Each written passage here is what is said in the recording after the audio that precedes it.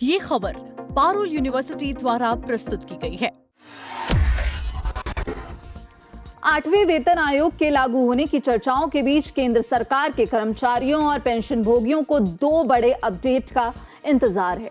पहला है महंगाई भत्ते में बदलाव की घोषणा और दूसरा 8वां वेतन आयोग कब अपनी रिपोर्ट केंद्र को सौंपेगा।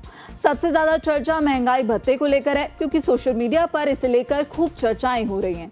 सवाल ये भी उठ रहा है कि क्या सरकार 7वें वेतन आयोग के तहत महंगाई भत्ते में आखिरी बार बढ़ोतरी करेगी, क्योंकि साल में 2 बार महंगाई भत्ता बढ़ाया जाता है और 7वां वेतन आयोग दिसंबर 2025 को ही समाप्त हो चुका है।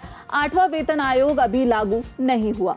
ऐसे में आइए जानते हैं कि क्या 8वें वेतन आयोग से पहले केंद्रीय कर्मचारियों और पेंशन भोगियों को महंगाई भत्ते में बढ़ोतरी का एक और तोहफा मिल सकता है, और अगर हाँ तो कितनी बढ़ोतरी संभव है। क्या 8वें वेतन आयोग से पहले एक बार और बढ़ेगा महंगाई भत्ता, ये सवाल है। अगर विशेषज्ञों की माने तो 8वें वेतन आयोग के लागू होने से पहले 7वें वेतन आयोग के तहत महंगाई भत्ते में एक और बढ़ोतरी हो सकती है। ऐसा इसलिए क्योंकि 8वें वेतन आयोग पर अभी बातचीत चल रही है। सरकार महंगाई भत्ते में साल 2 बार 1 जनवरी और दूसरी बार जुलाई में बढ़ोतरी करती है। ये बढ़ोतरी इसलिए की जाती है ताकि केंद्र सरकार के कर्मचारियों को बढ़ती महंगाई से निपटने में मदद मिल सके।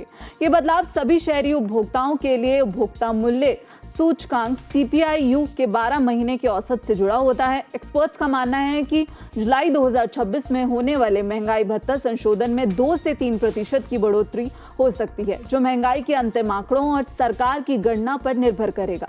इस समय महंगाई भत्ता बेसिक सैलरी का 60% है। अगर इसमें 2% का इजाफा होता है तो यह 62% हो जाएगा, और अगर 3% का इजाफा होता है तो यह 63% हो जाएगा।